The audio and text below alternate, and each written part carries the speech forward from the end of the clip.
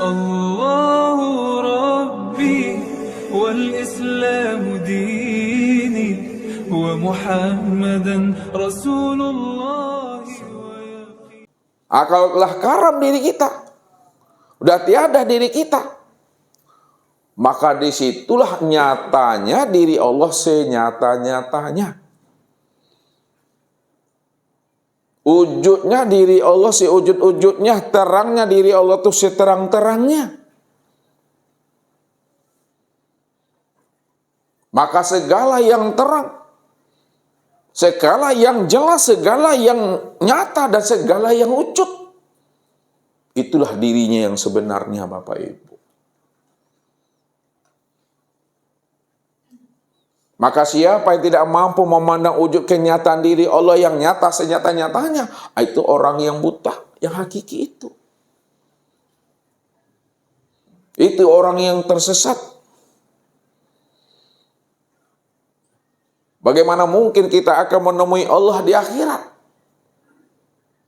Bagaimana mungkin kita akan menemui Allah setelah mati? Di waktu di dunia kita tak menemuinya, di waktu hidup pun kita juga tidak mengenalnya. Bagaimana mungkin kita akan bisa menemui seseorang sedangkan kita tak mengenal seseorang itu?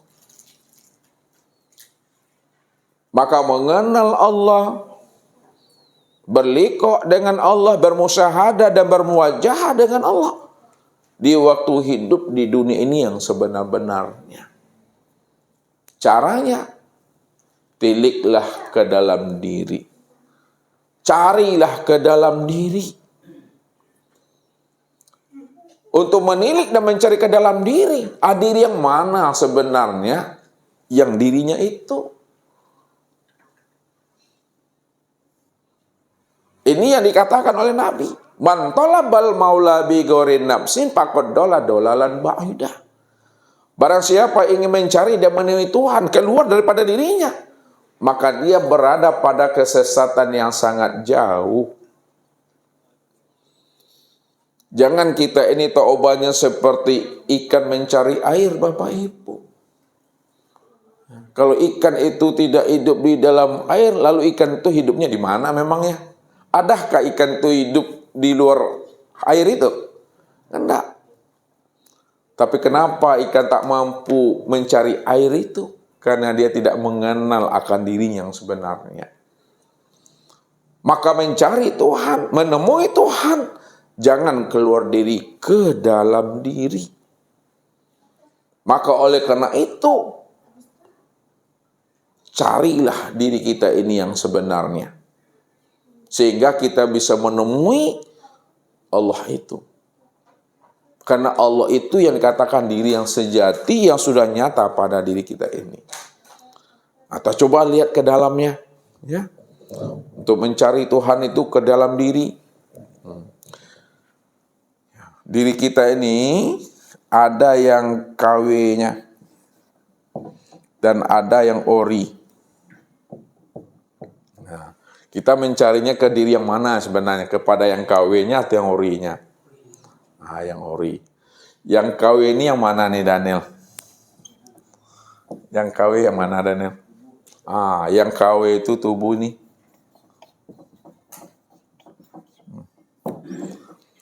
Ya, yang KW itu tubuh jasmani nih, yang terdiri daripada kulit, daging, urat, darah, tulang, ya, yang bermata, bertelinga, berhidung, bermulut, bertangan dan berkaki. Itu yang KW itu.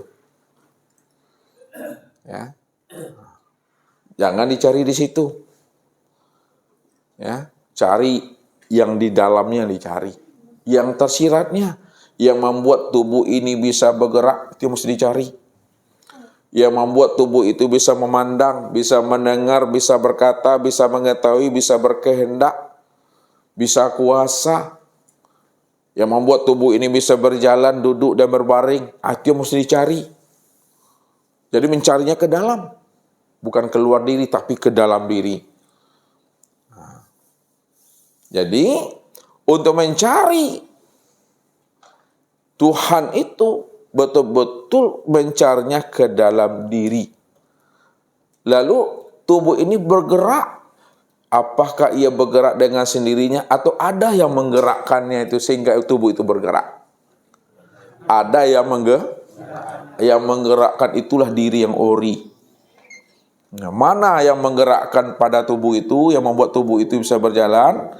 Itu yang ruh. Ini yang ori. Ruh itu yang diri Bapak Ibu. Setelah Bapak Ibu paham dan mengerti bahwa diri Bapak Ibu itu yang ruh, yang membuat tubuh ini bisa bergerak, jangan tertahan pada ruh itu. Tilik lagi di dalam diri, masih ada diri itu lagi. Siapa ruh itu?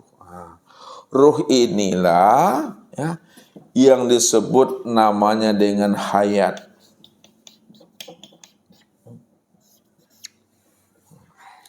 Ruh itu yang dikatakan dengan hayat, hidup. Mana yang hayat pada diri kita itu? Yang hayat, yang hidup pada diri kita itu yang disebut namanya dengan nyawa.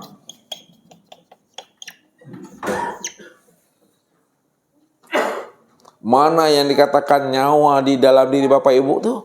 Yang dikatakan nyawa di dalam diri Bapak Ibu tuh, itu yang napas, yang keluar masuk tuh.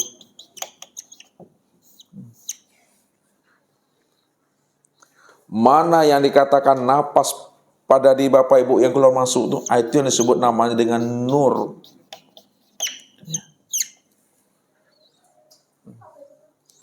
Mana yang dikatakan nur? Yang dikatakan nur itu adalah sifat.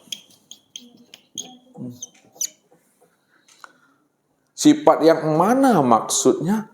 Adalah sifat yang 7. Sifat yang 7 itu yang disebut sifat ma'ani. Sama, basar, kalam, ilmu, kudrat, iradat, dan hayat. Ya. Jadi yang sebenar nur itu adalah sifat. Sifat itu maksudnya sifat ma'ani. Sifat ma'ani itu ada 7, sama, basar, kalam, ilmu, kudrat, iradat, dan hayat. Sekarang, siapa sifat tuh? Siapa sifat sama, basar, kalam, ilmu, kudrat, iradat, dan hayat? Sifat sama, basar, kalam, ilmu, kudrat, iradat, dan hayat itu yang dikatakan namanya dengan zat. Disebut zat. Ya. Siapa zat? Zat itulah yang dikatakan namanya dengan Allah.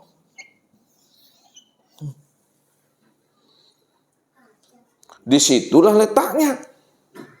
Wasifati la ghairi tadi. Mana hadisnya tadi? Udah tulis? Nih, wasifati la ghairi. Bahwa sifat itu sama, basar, kalam, ilmu, kudrat, iradat, dan hayat itu la ghairi, tiada lain adalah aku. Rupanya aku inilah sebenarnya diri sejati bagi dirimu. Maksudnya Tuhan, kalaulah aku ini diri sejati bagi dirimu, maka rupa dirimu itu aku desain, aku bentuk sama seperti akan diriku. Khalaqal insan ala suratir rahman. Itu dia. Dijadikan dirimu itu, didesain dirimu itu sesuai dengan gambaran rupa diriku. Itu maksudnya. Maka pandang diri sudah sama memandang Allah. Tilik diri sudah sama memandang tilik Allah. Kenal diri sudah sama kenal dengan Allah. Karena Allah itulah yang diri insan itu, dan insan itulah nyatanya wujud dirinya Allah. Tak ada diri kita di situ. Begitulah kita mencari dan menemui akan sejati diri kita itu. Rupanya sejati diri kita itu tiada lain adalah Allah yang sudah wujud dan nyata pada diri kita ini, zohir dan batin. Itu maksudnya. Yang zohirnya ini, ya, itulah yang disebut namanya dengan Muhammad, dan yang batinnya itu yang disebut namanya dengan Allah. Kesempurnaan zahir dan batin disebut namanya insan. Insan itulah kesempurnaan memandang Allah dan Muhammad. Insan itu kesempurnaan memandang Allah dan Muhammad. Allahu ruhun wa Muhammadun jasadun. Itu sempurnanya. Ketika itu Bapak Ibu sudah minal aidin, itu dah. Wal faizin. Aidin itu artinya kembali. Kembali kita kepada fitrah kita. Kembali kita kepada sejati diri kita. Maksudnya apa? Kenali sejati diri, kenali rahasia diri, kenali si akmal diri. Sesungguhnya sejati diri, rahasia diri, si akmal diri itu tiada lain adalah Allah. Maka orang yang sudah mengenal Allah, sejati dirinya, si akmal dirinya, itulah yang dikatakan wal faizin. Itulah orang yang beruntung. Itulah orang yang mendapat hidayah. Makanya sebenar-benarnya orang yang beruntung, sebenar-benarnya orang yang mendapat hidayah dan petunjuk adalah orang yang telah mengenal Allah. Mengenal dengan pengenalan yang sempurna, zahir dan batin. Lalu Allah yang mana juga lagi mau Bapak Ibu cari lagi? Apakah yang gaib juga lagi mau dicari? Padahal yang gaib itu, yang batin itu sudah nyata, sudah zahir. Sekalian alamnya, segala sesuatu. Sempurnanya pada sekalian alam dan sesuatu, artinya pada insan. Maka tiliklah diri kita ini, siapa insan itu maksudnya. Kalau kita ingin selamat dunianya, selamat akhiratnya, kenalilah Allah itu. Allah itulah yang Muhammad tuh. Ya Muhammad itulah yang wujud dirinya. Itu bahasanya lagi. Kenapa Allah itu yang Muhammad, Muhammad itu wujud dirinya? Karena Muhammad itu tubuhnya. Allah itu batinnya. Batin siapa? Batinnya Muhammad. Batin Muhammad siapa? Tubuhnya Allah siapa? Tuh dia putar-putar kaji situ Bapak Ibu. Ya. Batinnya Muhammad siapa Pak San? Tubuhnya Allah? Itu dia. Sempurnanya memandang batin dan tubuhnya Allah pada apa? Pada insan. Insan itulah kesempurnaan memandang Allah dan Muhammad yang disebut insan. Al-insanu siri wa anasiruhu. Insan itu rahasiaku, akulah sebenar-benarnya diri insan itu yang sesungguhnya. Siapa yang sudah kenal Allah, sudah kenal dengan Tuhannya, sudah berjumpa dengan Rohnya, maka rahasiakanlah diri Allah itu pada diri masing-masing. Walaupun diri masing-masing itu adalah dirinya jua. Itulah maknanya secara kias, Allah itu batin namun dia itu bersembunyi di dalam terang. Bersembunyi dalam terang itu apa maksudnya tuh Abdul?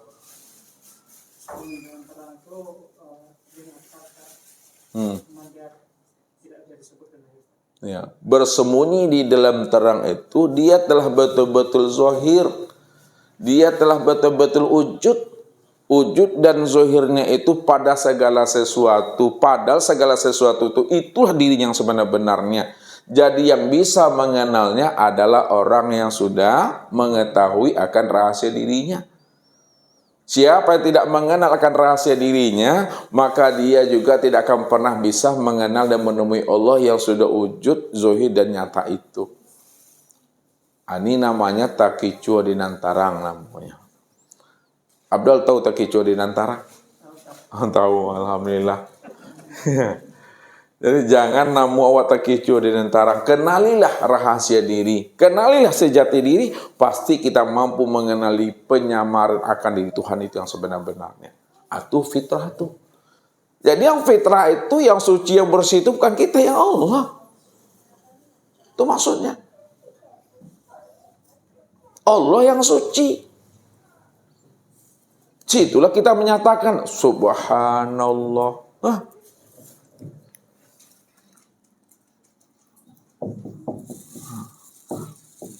Alhamdulillah, Allahu Akbar. Maka kenalilah diri yang suci, kenali diri yang terpuji, ya. Kenalilah diri yang akbar itu. Barulah kita disebut namanya orang yang sudah minal aidin wal faizin. Kalau bahasa Ustadz sebelumnya, sebelum Pak Haji dan ibu-ibu nih menyebut subhanallah, melapaskan alhamdulillah, ya, mengucapkan Allahu Akbar, dilihat Allah itu dulu. Itu maksudnya tuh. Disaksikan Allah itu dahulu. Dipandang Allah itu dahulu. Kalau disaksikan, dilihat dan dipandang Allah itu barulah subhanallah. Sampaikan. Baru alhamdulillah dikatakan, baru Allah Akbar ucapkan. Jangan Bapak Ibu coba subhanallah, alhamdulillah, Allahu Akbar. Ya, urangnya lu ditengok lah dah. Urangnya lu disaksikan lah dah, lah sabi subhanallah. Saksikan Allah itu pada diri. Saksikan Allah itu pada diri nih, Udah terpandang, sudah terlihat Allah itu pada diri, baru subhanallah. Sucikanlah Allah itu. Apa makna sucikan Allah itu? Kan dari Bapak Ibu tak ada lagi situ kan? Tidak ada kan? Kalau Bapak Ibu tidak ada di Bapak Ibu situ, apa makna subhanallah itu Daniel? Disitulah letaknya Allah yang menyatakan kesempurnaan akan kesucian dirinya. Maka subhanallah itu makomnya di mana Daniel? Subhanallah makomnya di mana nih? Di mana? Di hati. Itu maksudnya tuh, Udah terpandang Allah pada diri, baru sebut alhamdulillah. Alhamdulillah tuh makomnya di mana tuh, Abdul? Di tubuh. Udah terpandang Allah pada diri, barulah sebut Allahu Akbar. Allah Akbar itu makomnya di mana Pak Jul? Tinggal cie aja lain itu. Itu sempurna itu. Jadi adakah Bapak Ibu menyatakan di situ lagi? Tidak ada. Siapa yang menyatakan kalau ada bahasa menyatakan?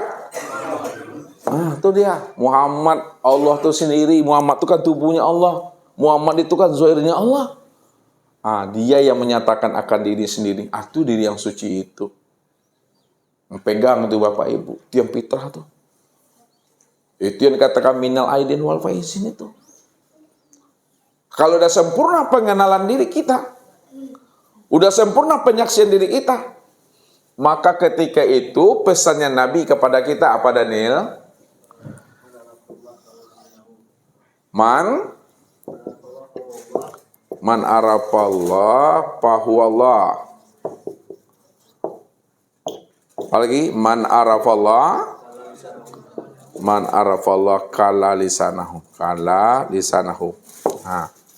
Barang siapa yang telah mengenal Allah, zohir batin dia kenal. Yang awal dia, yang akhir dia, yang zohir dia, yang batin dia, yang wujud dia, yang sama basar kalam ilmu qudrat iradat hayat adalah dia. Fahuwa Allah, maka dialah yang Allah itu. Ya. Antara awal dengan akhir di tengah-tengah siapa? Allah juga tuh. Itu sempurnanya tuh bikuli sein muhit tuh. Meliputi dia. Tak ada ruang, tak ada waktu. Tak ada yang wujud, tak ada yang terang, hanya dialah tuh. Man arafallah kala lisanahu. Siapa yang telah mengenal Allah, dia awal akhir zahir dan batin, tidak ada yang lain, hanya dia semata-matanya.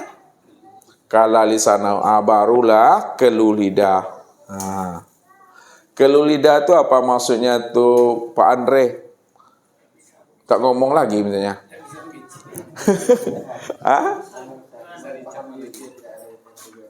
Ya tetap bicara, tetap ngomong, tapi yang bicara dan ngomong tuh kita sudah paham, kita sudah mengerti, hanya di dia. Itu maksudnya. Diam di dalam diam di dalam paham. Paham di dalam kesadaran.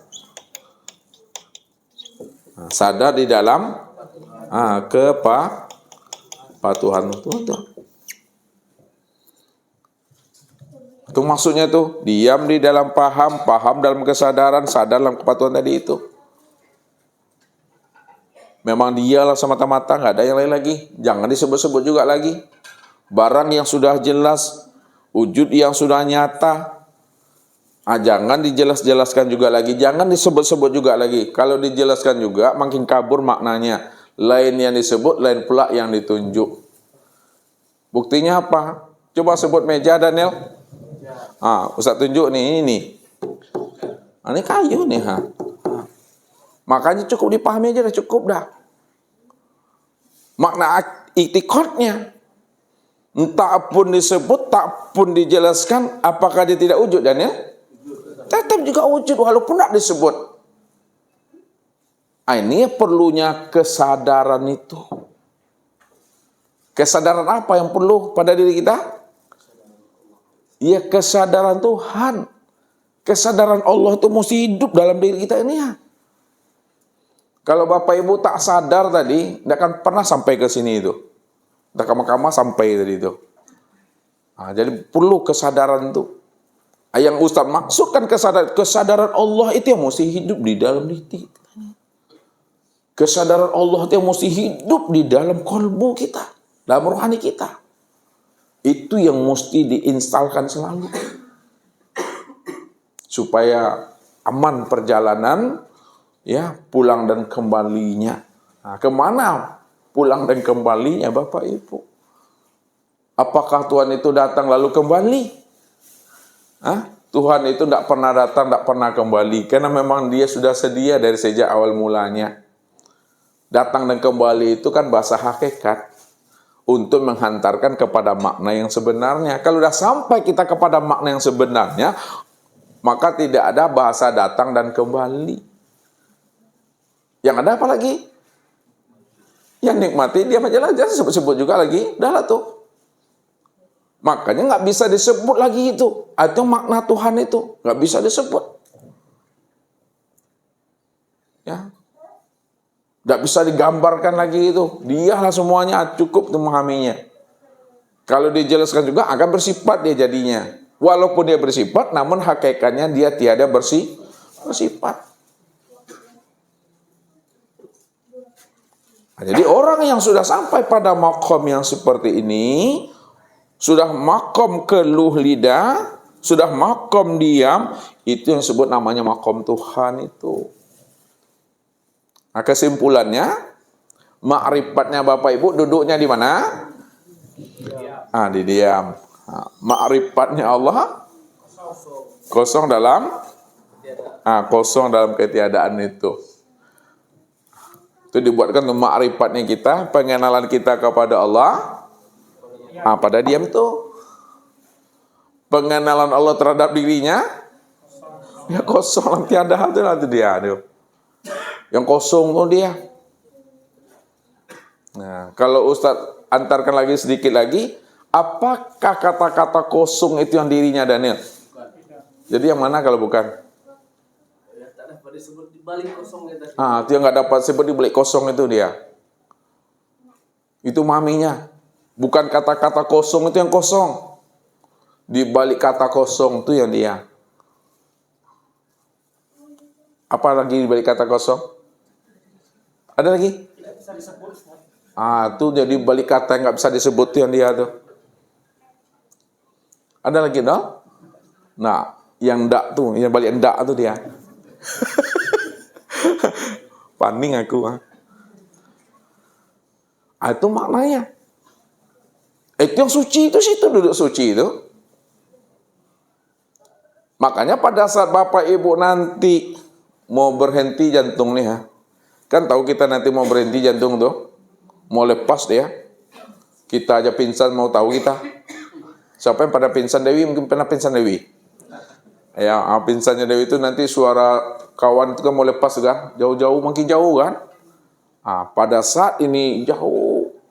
Mata mau tertutup, ya, napas ini mau terhenti ya, detak jantung pun mau istirahat ya. Kita udah tahu tuh, saat-saat tuh itu tuh, apa yang terpahami pada diri kita pada saat itu. Apa yang mesti dimengerti dan disadari pada saat itu, yang sedetik itu. Ini ilmu yang sepicang sebelum mati, sedetik sebelum pahit. Lihat tuh namanya tuh, sepicang sebelum mati, sedetik sebelum pahit itu. Saat-saat tuh apa yang terasa, yang terpahami pada diri Bapak Ibu itu? Aku Allah, diriku tiada.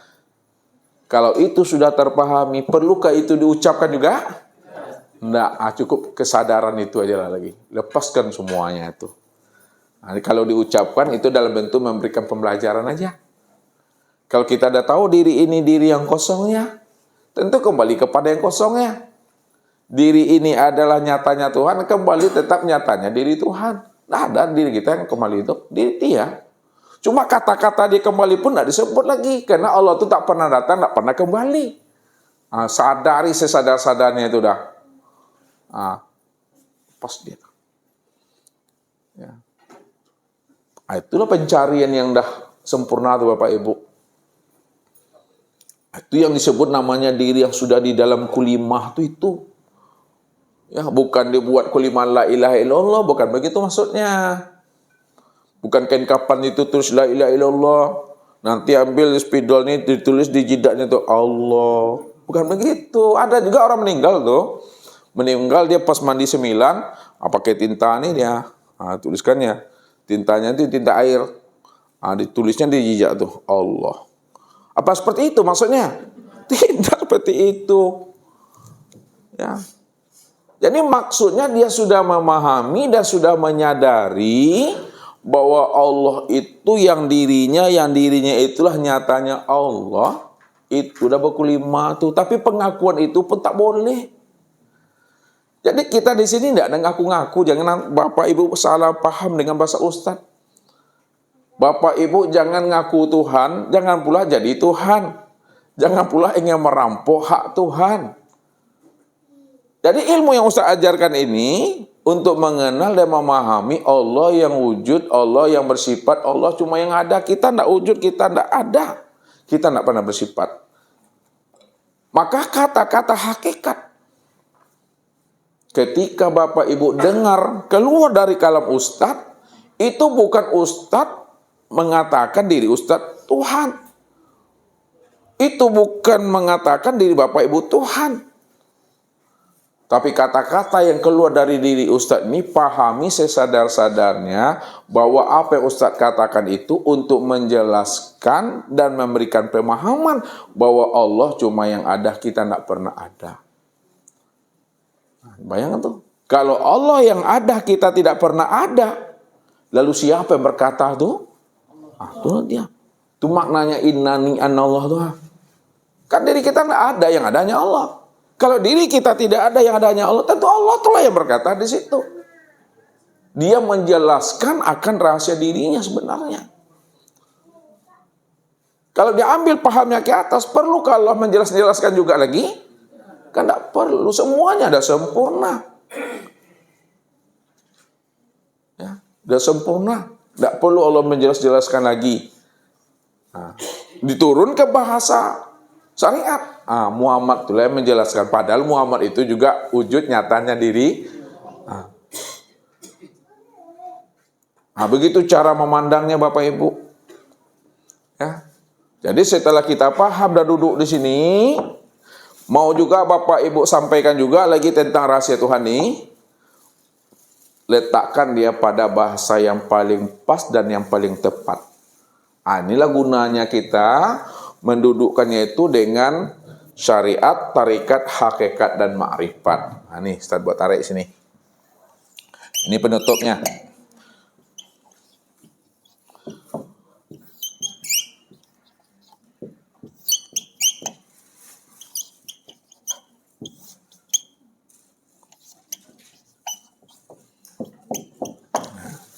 Ini kan sudah kelu lidah tadi itu kan, udah terang seterang-terangnya, udah jelas memang dia segala-galanya.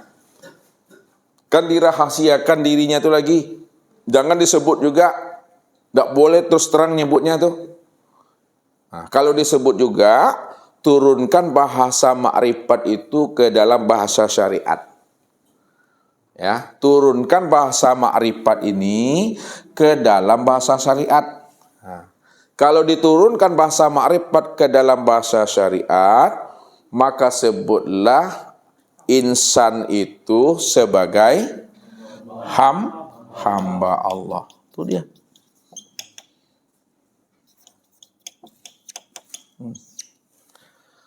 Jadi sebutlah insan itu hamba Allah.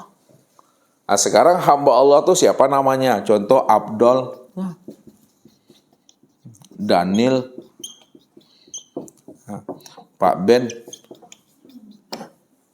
Sebut ajalah Abdul, sebut ajalah Daniel, sebut saja Pak Ben. Itu yang sebut namanya hamba Allah. Walaupun kita tahu rahasia diri Abdul, Daniel, Pak Ben itu tiada lain diri siapa? Diri Allah itu juga. Namun karena kita dah turun di alam syahadat, kita dah turun di alam dunia, kita dah turun di alam nasut ini. Gunakanlah bahasa syariat yang pas, yang tepat itu sebut hamba Allah. Kalau naikkan ke atas dari bahasa syariat ke torikat, maka sebutlah insan itu sebagai apa? Cermin. Cermin Allah. Cermin Allah itu gunanya untuk apa? Guna cermin itu apa, Daniel? Untuk melihat diri. Kalaulah cermin itu untuk melihat diri, maka disebut namanya bayang-bayang Tuhan. Mir'atillah, cermin untuk memandang dirinya Allah. Itu maksudnya Tuhan. Itu naik ke atas tuh. Kalau dinaikkan bahasa tarikat ke hakikat, maka insan itu disebut apa? Wujudnya Allah. Walaupun disebut Daniel, Pak Ben, dan Abdul dalam bahasa hakikat, siapa sebenarnya Abdul, Daniel, Pak Ben itu? Itu yang wujudullah tuh. Wujudnya Tuhan tuh. Ini makom yang ke atas lagi, di atas hakikat, ya. Kalau didudukan insan itu dalam bahasa ma'rifat, Daniel, Abdul, Pak Ben itu siapa tuh? Maka kata ma'rifat ini tak boleh lagi disebutkan. Ya, kata hakikat pun tak boleh juga lagi. Kata torikat juga nggak boleh lagi.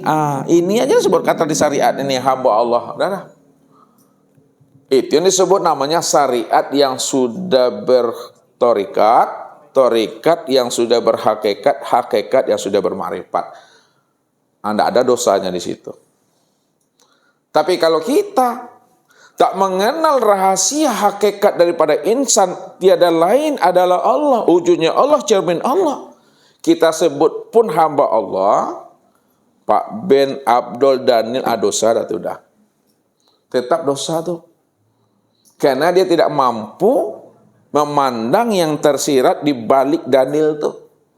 Tak mampu dia memandang yang tersirat di balik Abdul itu. Padahal yang tersirat di balik Daniel dan Abdul itu tiada lain Allah itu sendiri. Karena dia cuma yang ada. Tak mampu kita memandangnya. Tak mampu kita meniliknya itu. Dosa itu walaupun disebut nama Allah. Tapi kalau kita mampu memandangnya hanya dia satu-satunya. Disitulah letaknya bijaksananya kita dalam menyampaikannya itu. Gunakanlah bahasa syariat. Tapi tidak paham kita makna yang sebenarnya apa yang kita sebut itu. Jadi yang di dalam jangan dikeluarkan. Yang di luar jangan dikedalamkan. Yang di luar letaknya di luar, yang di dalam letaknya di dalam. Yang syariat letaknya di luar, yang hakikat letaknya di dalam. Namun antara syariat dengan hakikat dia tidak pernah berpisah cerai. Ya, kalau tidak pernah berpisah cerai, lalu hakikat itu letaknya di mana? Letak hakikat di mana? Kalau tidak pernah berpisah cerai, kalau kita buat aja dua nih. Hakikat syariat. Ustaz mau nanya sama Daniel lah, biar mewakili. Hakikat itu letaknya di mana Daniel? Hah?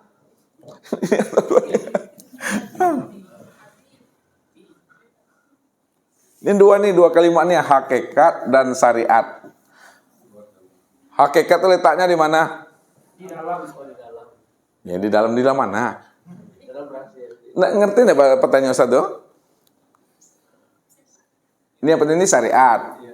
Ini hakikat. Yang Ustaz tanya, ya, yang di luar letakkan di luar, yang di dalam letakkan di dalam. Kan berpisah nih. Sekarang pandangan kita tuh satu. Karena syariat dengan hakikat dan syariat nggak pernah berpisah kan? Kalau nggak pernah berpisah, Daniel, hakikatnya letaknya di mana?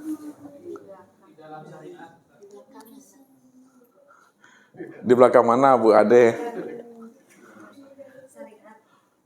Bahasa yang tepatnya apakah di belakang atau di mana?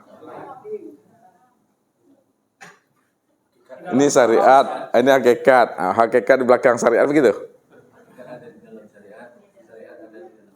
Itu bahasanya Bu Ade. Hakikat ini tetap ada di dalam syariat. Contoh, Ustadz buat kalau buah, buah jeruk. Ini buah jeruk.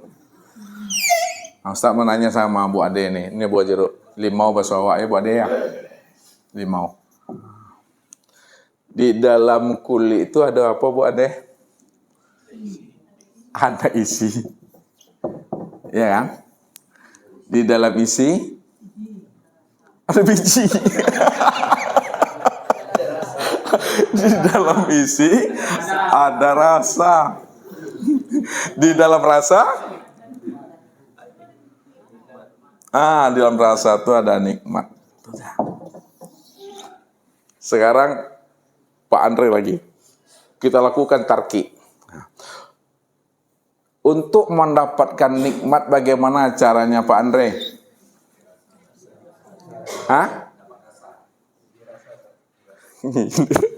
Untuk mendapatkan nikmat bagaimana caranya? Dapatkan untuk mendapatkan rasa, dapatkan isinya. Untuk mendapatkan isinya, dapatkan jeruknya. Buka kulitnya. Itu memahaminya tuh. Sekarang kalau kita urutkan ke bawah, ini ke bawah nih. Syariat, thorikat, hakikat dan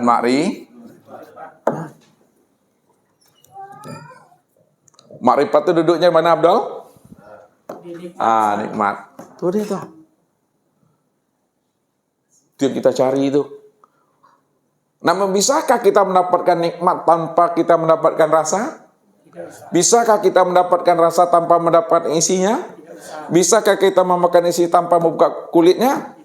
Jadi perlu dia kulit, isi, rasa dan nikmat. Perlu kita bersyariat, berterikat, berhakikat dan bermakrifat. Sekarang kita bawa kepada diri. Ini kepada limau tadi, Oma. Bawa kepada diri. Yang syariat itu apa, Abdul? Niat tubuh. Yang thorikat? Hati. Hakikat ruh. Yang marifat kalau kita ingin mendapatkan sir, ingin mengenal sir, maka kenali dahulu tuh. Pelajari tubuh itu, buka tubuh itu, bongkar ya. Setelah kita buka, kita bongkar tubuh itu, barulah kita terlihat di dalam tubuh itu ada apa? Ada hati. Sekarang bongkar lagi hati kita itu, telusuri ke dalam hati. Setelah kita bongkar hati kita itu, bahwa di dalam hati itu ada ruh. Udah tahu kita ruh, tilik lagi ke dalam ruh itu, cari rahasia ruh itu. Rupanya dalam ruh itu ada sir. Udah tahu kita sir, tilik lagi ke dalam sir itu. Dalam sir itu apa? Baru aku, wasiri, ana. Itu aku. Itu aku lah. Itu maksudnya tuh. Baca alam pada diri, baca diri di dalam diri. Di dalam diri ada diri, di dalam diri ada diri, dalam diri ada rahasia diri. Dalam rahasia diri itulah aku wujud dengan sendirinya, kata Tuhan. Wa fi anfusikum afala tubsirun. Nah, ini wa fi anfusikum afala tubsirun.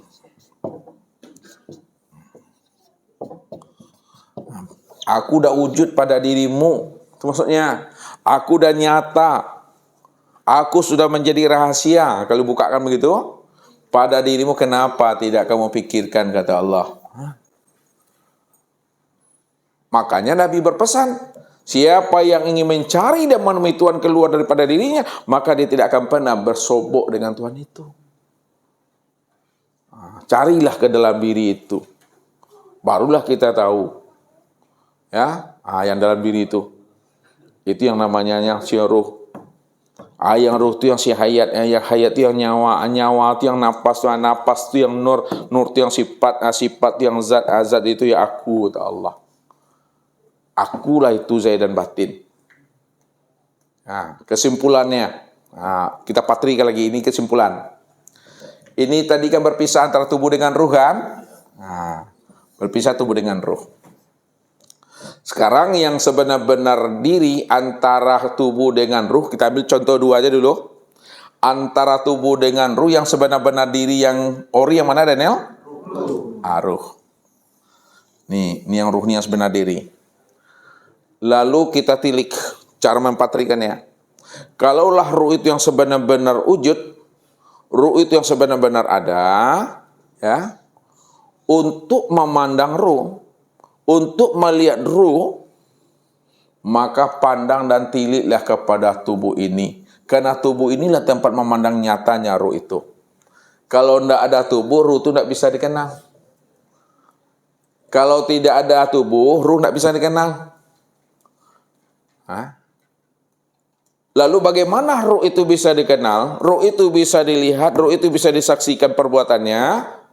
Maka dia nyata pada tubuh.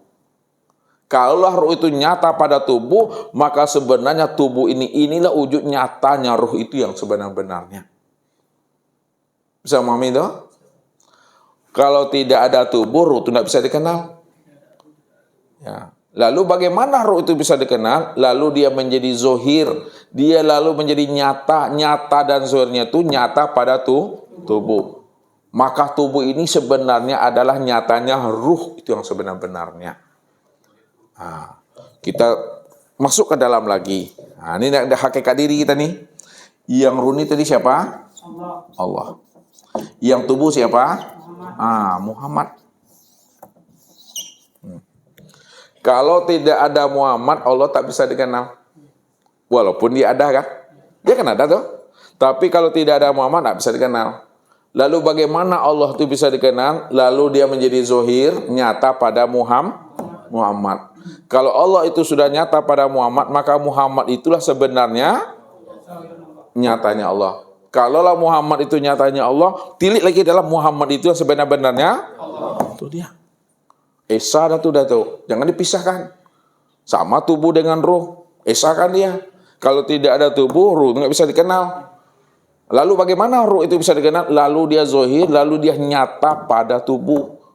Maka tubuh inilah kezohiran nyatanya ruh itu. Nah sekarang Allah ingin dikenal, maka dia zohir nyata pada Muhammad. Muhammad itulah tempat memandang nyatanya Allah itu yang sebenarnya. Aisyah itu. Nah, mungkin ini Bapak Ibu yang dimuliakan Allah, di awal pengajian kita ini mudah-mudahan kita selalu diberikan Allah anugerah pemahaman, tetap dalam keadaan syawal, tetap dalam keadaan fitrah, tetap dalam keadaan meramadankan diri kita ini sampai habisnya usia umur kita ini. Itu saja, mari kita lanjutkan dengan muzakarah. Billahi taufiq wal hidayah. Wassalamualaikum warahmatullahi wabarakatuh. الله ربي والإسلام ديني ومحمدا رسول الله